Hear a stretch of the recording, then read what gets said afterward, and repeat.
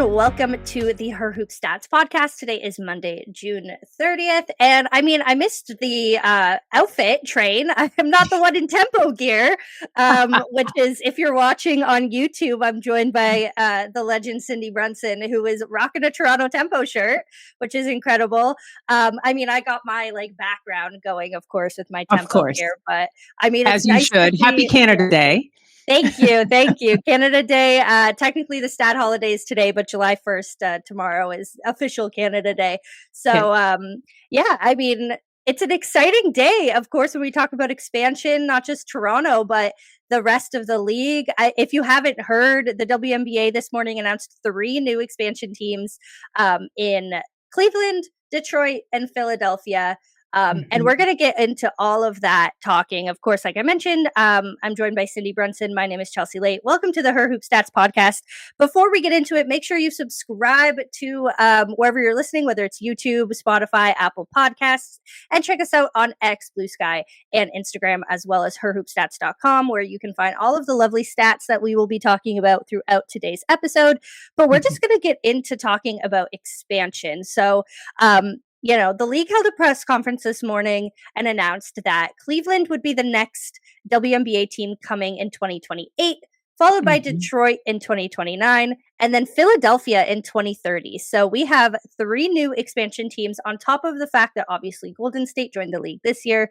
The Toronto Tempo will be joining next year, and the Portland, not officially named Fire, but probably named Fire, will be joining next year as well. So, that's 6 new WNBA teams in the span of 5 years. And I was doing the math today. I would have to pull it up. But we started with 144 roster spots as of last year.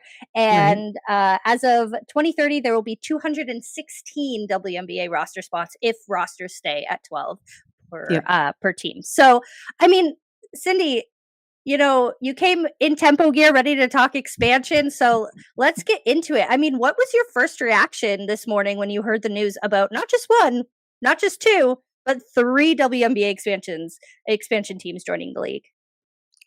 I love it with an asterisk. Yeah. Is it too much? And is it not doing service to, if we're going to go back to original teams, why isn't Houston in the conversation? Because this whole thing started with a 4-peat and the Houston Comets. So, paying attention to history and how this all started was a gut reaction for me. And then I thought, wow, that's very East Coast heavy. We're going to have 2 more East Coast teams than we will in the West. So I'm not a fan of that imbalance. And then I just was hoping that, because this is your neck of the woods, that these new teams, Portland had a leadership change. So I know Claire Hamill is equipped in Portland with all of her years of service at Nike to right the ship there in Portland and to follow the lead that the Toronto Tempo have put out there. They have rolled out the right way, and they are doing it much like Golden State did. We knew about the Valkyries before they even took the floor. We had the opportunity to buy merch. We had the opportunity to get excited. So I'm just hoping that all 3 of these new announced franchises do the same. I hope Cleveland goes back to the Rockers. I want Detroit to be the shock. I'm curious to see what Philadelphia will be. But happy, but cautiously optimistic. I would have rather seen more roster spots than this much expansion this soon. Yeah, you bring up 2 really interesting points. The first being the geographical spread of the league, given that there's not really much representation in mid-America. Not going to lie, my American geography is not the best. So you might have to correct me in some of these things, but Central America, United States, very underserved. And then you also have this gap in the South that I don't think represents the amount of just fandom and hype going on there. We have Atlanta, but Tennessee was up there going for a spot. Charlotte would be a great addition. Somewhere in Miami, given all the hype that Unrivaled brought there last year. So that's one thing. It's just the geographical location of these expansion teams, and just how we're going to balance East versus West Coast and all of that. But then we also talk about roster expansion, and I think that's something that arguably is the more important conversation given, like I said, we're gonna, you know, almost double, not double, but like, go from 144 to 216 It's a lot. roster spots. It's a lot, but also each team at the moment will still only have 11 to 12 players under, the current system. And so, Mhm.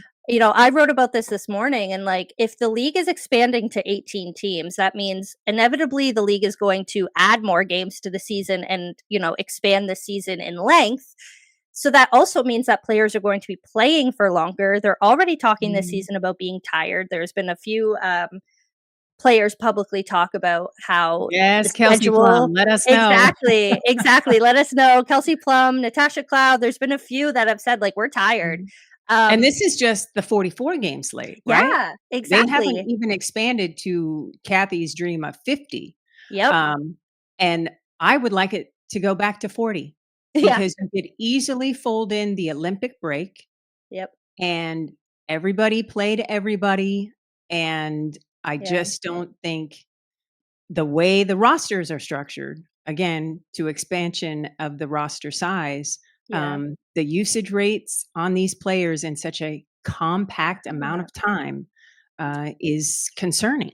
It will do So, damage, and when you don't yeah, have, like, a full roster to go into, you have these, like, there's not gonna be a big pool of these hardship contract players, obviously, when you have a 216 player yeah, league, hmm because right now you have people like Ari McDonald, or, you could list all these names, Grace Berger, yeah, whoever, who you can Shea easily Petty, just grab, Shea Petty, yep, Letitia Amahir, like, all these people yeah, who have come on hardship contracts, and they're incredible players that deserve to be on a roster full time. When yeah, you have 18 teams, you're not going to have that really talented pool of players that you can just sign for a 10-day hardship contract. And hmm so, not having those players that you're developing in your system, like in my head, the right thing, if you don't want to give full on roster spots, is do like a two-way or like a practice player kind of situation where you have these players that are in market practicing yeah. with your team. Maybe they don't travel with the team, maybe they're not available for every single game, but you have them to go into when, you have injuries come up, et cetera, et cetera. And I love And that piece, Chelsea, because that yeah, leans into the development, right? exactly. They can be Yeah. getting shots up, they can be working and learning your system and Mhm. working with your coaching staff, and that's where we'll really see exponential growth, right? When the players Exactly. have an opportunity to practice and get better. We see the development piece big time on the NBA side. I would Yeah. love to see that expand on the WNBA side. Yeah, and I mean, that's exactly where I get it from. I cover the Toronto Raptors, and seeing Yep. how they develop their two-way players and their, just younger slate of players that are coming in and rotating. Not necessarily, again, like two-way players have a limit of how many games they can be available for in the season. Mhm. But at the same time, they're in there, they're practicing, they're learning the system, and you're building for the future as well. At the same time, it benefits the teams because then next year, or the year after, whatever, you have these players that have been in your system, you can just go and sign them or upgrade their contracts, right? So Yeah. I think that's like honestly such a great way to develop the league and kind of fix this problem we have where players are getting drafted and then released right away, Yeah. while also creating more spots in the league and ensuring that you have a plan for when players inevitably get injured. Right. Yeah. And then So, there's the talent pool. mhm, There are a lot of talented basketball players. We know yeah, that yeah, globally, right? In yeah, your native Canada, yeah, all over Europe, here in the United States. But do we have enough talent? And I mean ticket selling players that will encourage people to buy tickets and yeah, watch on TV to support 18 teams. yeah. That's a big and especially not just support, but support a team that's gonna compete for a title, right? Because Mhm. we've seen in the last 4 or 5 years of the WNBA super teams where you have to have at least 3 superstars. Yeah, So, do we have enough superstars? And I'll use Phoenix as an example with AT, Ka, and Satu Sabali.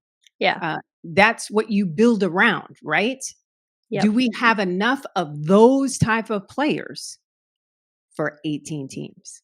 That's yeah, what makes me nervous because at the mhm, end of the day, people want to watch winning teams. The ratings for Connecticut aren't that great, right? Because Connecticut has been on the struggle bus because they don't have enough stars.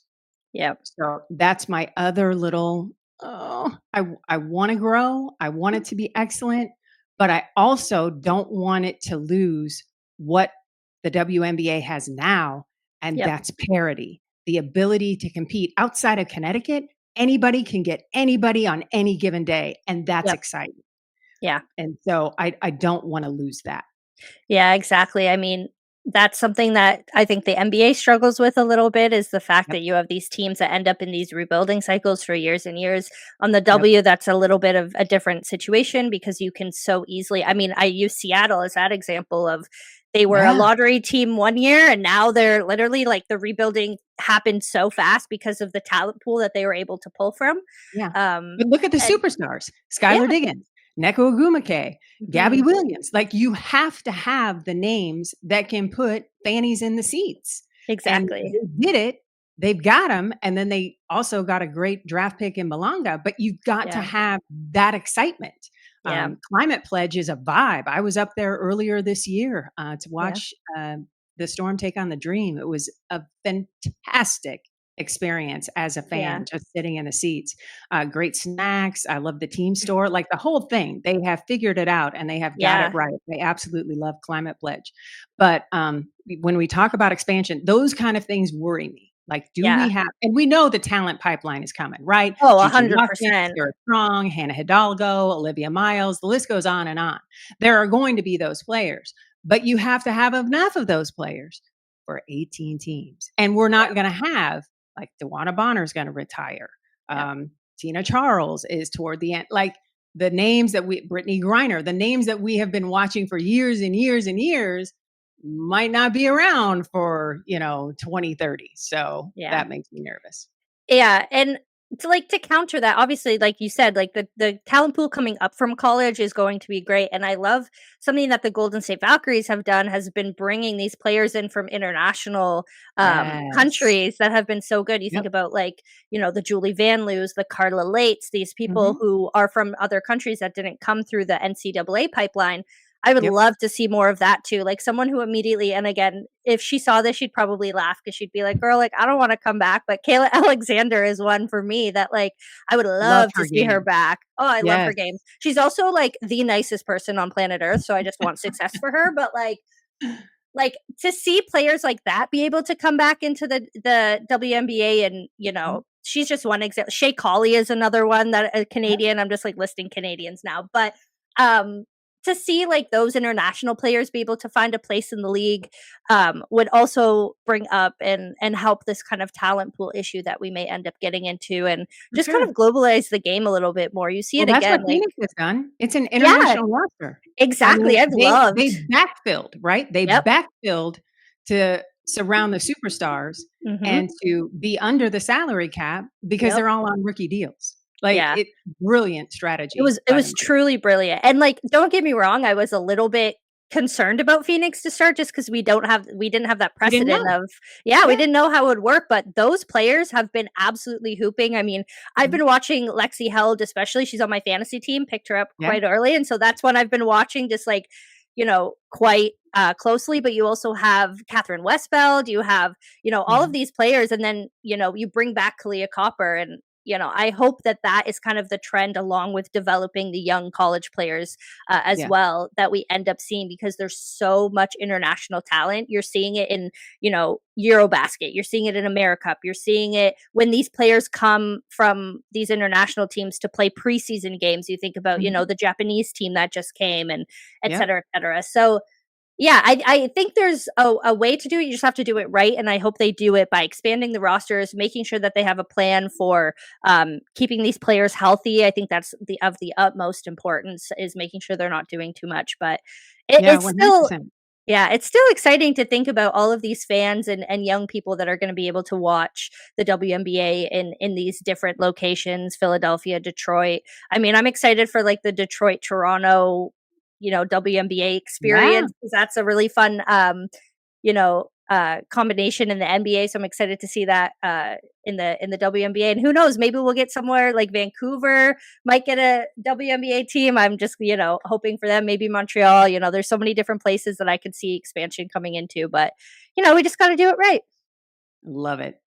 Yeah, and I mean, speaking about atmosphere, let's get an update on your arena tour of 2025 because you've been kind of traveling. You mentioned going up to Climate Pledge, and last week you went to Dallas to experience the Indiana Fever Dallas Wings game at they call it what, American Airlines Arena? American Airlines Center. Yes. Center. Okay. And that's not going to be the venue. They're going to use the old Mavericks facility, but I wanted to see what Dallas looked like in a big girl arena. That's exactly what I told Kurt Miller when I ran into him courtside. I was like, I just want to know what the future looks like for your Wings. And it is so bright. It was a fantastic experience. Dallas didn't win the game, but they got down by 22 and then made it competitive as all get out. And Paige Bueckers is her. I have never seen her play in person, and I implore everybody that can hear my voice or see my face, she is worth the price of admission. She is so silky in everything she does, passing, shooting. Her mid-range is luscious. I absolutely just got a kick out of watching that young woman play. Yeah, I mean, I got to see her once in person. She came up with when they did the Aaliyah Edwards UConn homecoming game here in Toronto. Oh, yeah. Yeah, so I got to see her hoop for a little bit. She didn't play the whole game, but she did get out there and make a few shots. But I mean, I'm so excited for next year for her to come up and play the tempo and just to see. I pulled up her page here on her hoop stats to check, but she is still leading the league in shooting from the mid range, like specifically from 10 to 15 feet, leading the entire league as a rookie. She's also in the 96th percentile when it comes to field goals made per game, and the 98th percentile when it comes to 2-pointers attempted. So she's just like killing that mid range, and like not just the truth. And when you're doing something better than Courtney Williams, like the mistress of the mid-range, that's saying something. And as a rookie, we're not just talking about the rookie like race, we're talking about like full league picture here. And she's just someone who, again, like I hope can get to a place where her team is winning a bit more, but like it's just so they will. And it's just I have complete faith in Kurt Miller and his vision and how he wants to do things. And I think that coaching staff is now connecting with the team. They're playing better. They're rebounding the ball better. I think they're top 4 in rebounds now, and rebounds are possessions. And that's why they have been able to compete and get some people unexpectedly. Right? Yeah. So, I think the future is bright for the Wings. So bright. And I mean, Bueckers has been my favorite player throughout her UConn experience, but seeing her, I mean, 100%. Watching that game on Friday, like I was just watching at home, but you could tell the atmosphere was so great. She was hooping. Her idol and Kyrie Irving was sitting courtside. Like it was just like a fun. They were able to connect right after the game. It was very cool to see. My most impressive thing with Paige, I think it was the end of the third quarter going into the fourth, a turnover. She gets the ball with seconds on the clock and immediately looks up as she crosses half court. It was just that presence of a point guard, time and score, and then heaves up the logo 3, no problem, splash. It was, and the arena erupted. It was I bet. Unbelievable. I mean, just goosebumps.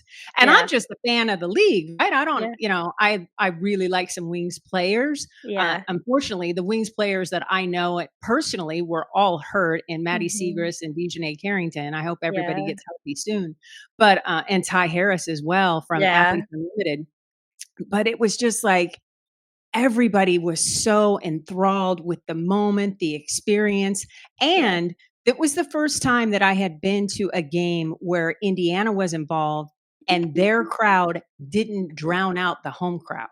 Yeah. And I thought that was impressive. So, Yeah, I mean it just seems like a great atmosphere. And I mean, that's something, again, we're getting with expansion when we think about Golden State. Like they have just completely shattered the expectations that people had of You this mean team. you didn't have the Valkyries leading the league in attendance on your bingo card when the season started?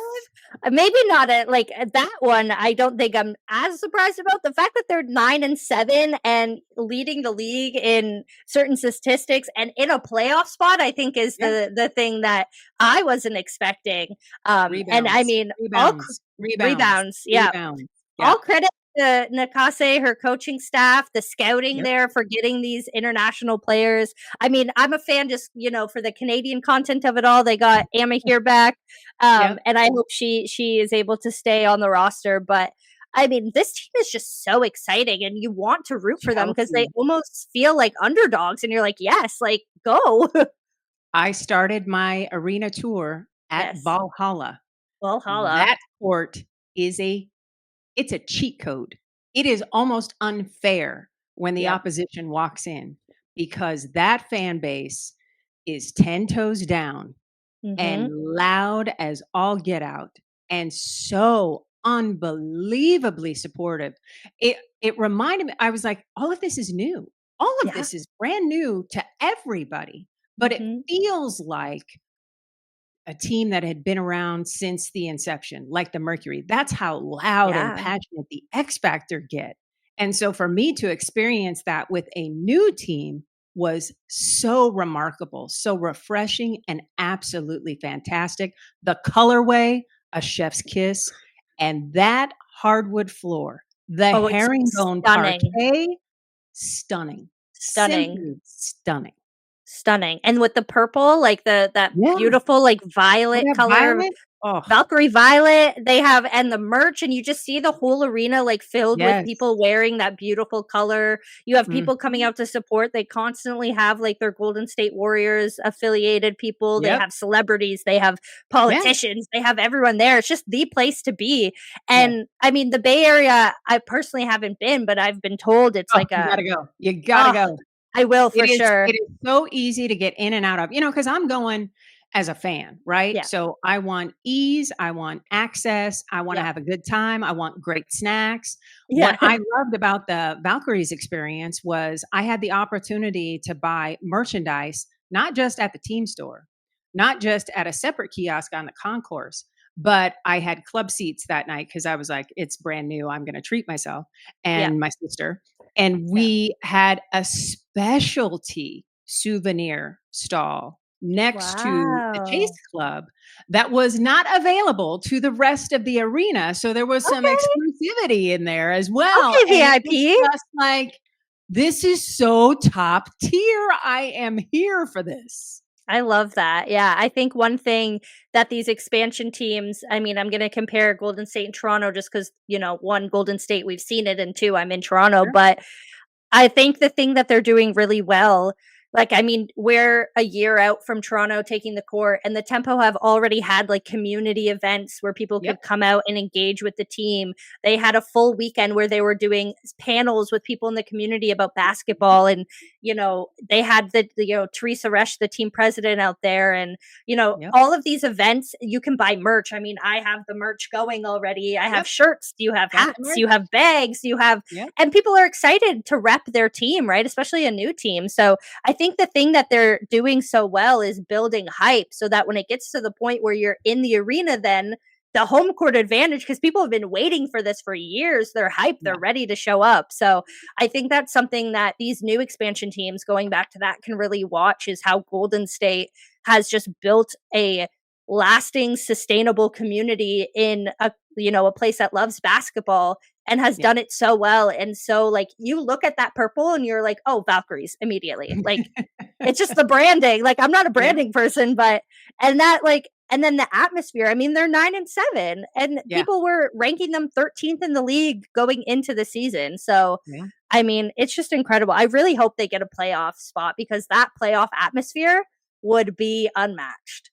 Yeah. I hope, that the home game happens for them because they're, not at the top of the table where the top 4 slots guaranteed home court. But it would be. They changed it this year. So every playoff team. So everybody gets a home game. Yeah. So if they make the playoffs, they would get more than one is my point. Like, because the setup is really, really cool.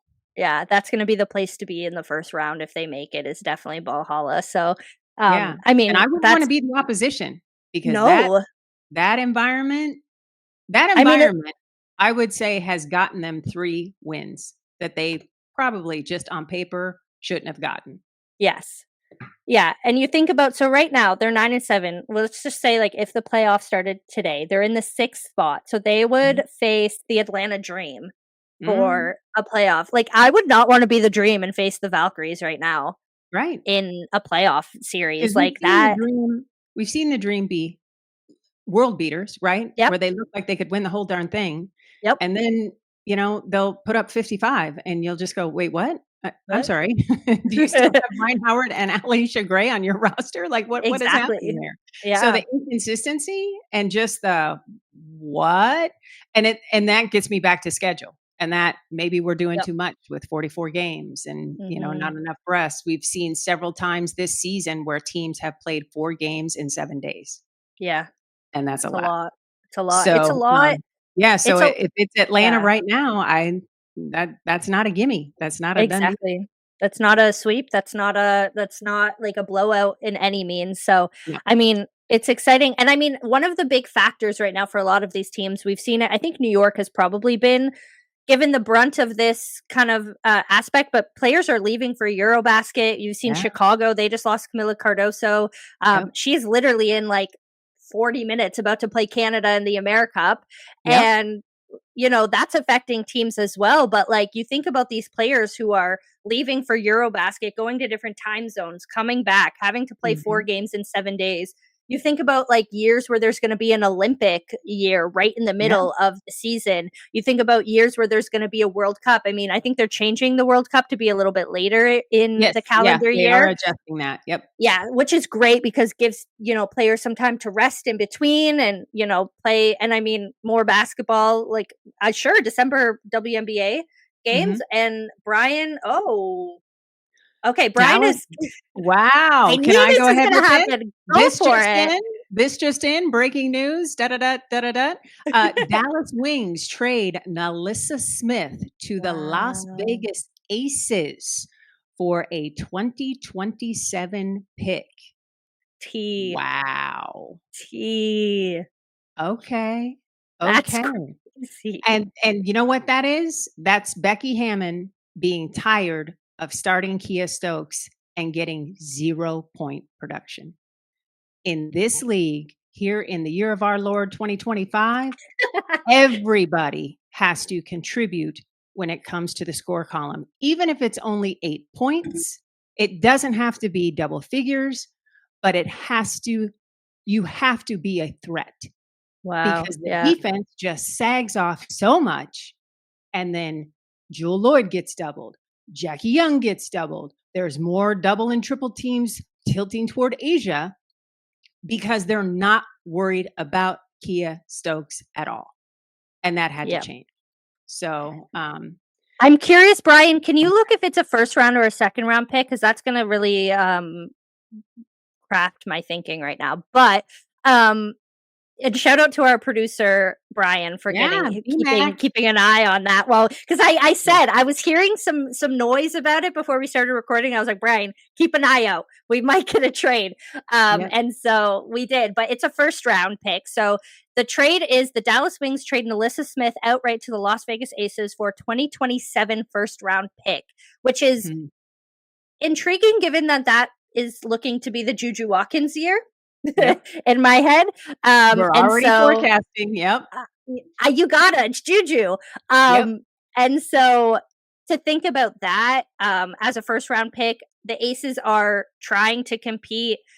I mean, you got to make, they don't have their first round pick next year. They don't have their Nope. first round pick in 2027 now. And so you Mhm. have to be making these moves to make the playoffs and win championships if you're not going to be relying on building your depth in the lottery. Like that's Listen, what it's, yeah, you have to take advantage of the fact that Asia Wilson is in her prime of the prime, literally, right? Like, exactly. she just set the record for points scored last season, over 1,000. Like, Yeah, there's just no better player on the planet at this juncture, and you have to win with her now. So Yeah. that is clearly the emphasis for Las Vegas. Ooh. And, 500 is not good enough for them. It was a Nope. gutty win against Phoenix on Yep. Sunday, and Asia Wilson had to come through with a season high 18 rebounds to go along with 26 points to make it happen. And you just can't ask your superstar to do that every single night. That's why Nalyssa Smith is on her way. Yeah, and I mean, it's interesting given all of the dynamics. I have things are popping up on my phone right now. Nalyssa Smith just tweeted, and she said, "Sick to my stomach, never seen this coming. Love you, Dallas Nation." And so she moves to Las Vegas now to kind of start another new chapter. She was in Indiana, goes to Yep. Dallas, now goes to the Aces. I mean, it's interesting given the fact that she wanted out of Indiana, probably had Dallas on top of her kind of list and then just gets traded. Right. I mean, that's kind of the game that we live in, the world that we live in this this business, but Mhm. it's interesting. I like the fact that the WNBA is leaning into trade culture more. Yeah. I Yeah. think it's fun. It's very exciting. And I mean, it keeps you on your toes with your fantasy teams, that's for sure. But Yep. but it's all about finding a fit, right? Yeah, This is a exactly. fit league. If you don't fit what your team wants to do or what another if you could be better elsewhere, like I Yep. think this is a great fit for Nalyssa Smith Yeah. because her skill set is going to complement what the Aces need. And Yeah. I think it got a little lost in the sauce in Dallas because they can go so big with Tierra McCowan and Lee Yuru. So Mhm. now Nalyssa gets to be that big compliment to Yep. Asia. And there's Yep. nobody else in her way, really, right? Yeah, So I exactly. think that's fantastic. You see how Ari McDonald is thriving with Indiana. Mhm. Yep. Much better. She showed us flashes when she was with Atlanta, a little bit when she was with Los Angeles, Yep. but the way that Indiana wants to play with pace puts Aerie right in her wheelhouse. I am reminded more of how she played at Arizona with Indiana Yes. than ever before in her Oh, WNBA career.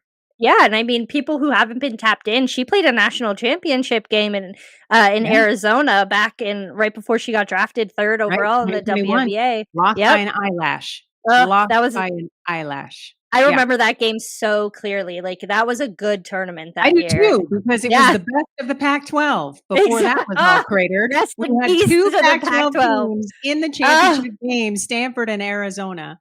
it was Yeah. yeah. Oh, man, and so, yeah, I mean, first time I've ever broken a trade live on a podcast, let's go, How but about that? yeah, so just yeah, very interesting to see where Dallas. I mean, Dallas kind of has like you were saying, the Lee Rue, they're building, but Vegas is Mhm. interesting because they were preparing to have this great front court in Cheyenne Parker Tyus, Megan Gustafson, Kia Yeah. Stokes, but then Megan Gustafson gets hurt before the season starts. Cheyenne Parker Mhm. Tyus obviously is out with pregnancy. Yep. You don't want to rush that back at all. No. And then then Kia Stokes isn't performing to the level that you'd hope in order to Mhm. compete. So, I mean, Yep. yeah, hopefully Nalyssa Smith is in an environment where she can thrive. And I mean, she was a number 2 pick in the league. I think people are forgetting that these days. So Yeah. hopefully, like you said, it's about fit Listen, over everything. Chelsea, with Athletes Unlimited, Mhm. I have gotten to know Nalyssa Smith really well, Mhm. and she won the whole darn thing a couple of years ago. Yep. And when I tell you, or 3 years ago now, because it was Nalyssa, then it was Alicia Gray, and Yep. last season it was Maddie Siegrist. Yes. I have done play-by-play for the last decade plus. I Yep. have called 150 burger in my life, 150-point game, Yep. and it was courtesy Nalyssa Smith in the Yep. championship game to seal the deal and win Yep. it all. And she was shooting from everywhere. The Yep. threes were falling, the mid range, at the rim. It was a clinic. Jordan Canada was her point guard. She had 17 dimes. Yeah. When I tell you the ceiling is so incredibly high for Nalyssa Smith, Yeah. uh, I kid you not. She is just a dearth of talent that just hasn't been tapped to Yeah. its capability in the WNBA. I think Aces fans have a lot to be excited about. Yeah. I mean, so exciting. And I guess And this is like, a 4 league, right? If you yeah, don't have a 4, you really don't have a chance. So you've got Asia, right, who's yeah, 4-5. Now you've got another 4-5 because Kia is a conventional 5, right? But you got to have more support at that 4 yeah. spot, to match the Stewies, to match the Satus, right? Like Hmm. everybody's got that 4. That's why Temi Benley has been so successful with Golden State. You that Yep. 4 position, Monique Billings can slide 4-5. You've got Yep. to have that versatility in that role. That has what has made LA so confounding, right? Hmm. They've got this dearth of talent, even with Cameron Brink out with injury at Yep. that 4 spot. And Hmm. it's not all coming together for whatever reason. Yeah. I mean, I'm curious to see Nalyssa Smith's first. I mean, she probably there's no games today, so I'm curious if she's going to Yeah. play at a, going into this week. But No, I it's good for mean, her because we've yeah, got the yeah, Commissioner's Cup break, yeah. Oh, and true, then true, she true. can Yep. settle in. Yeah. Yeah, Yeah. I forgot about that.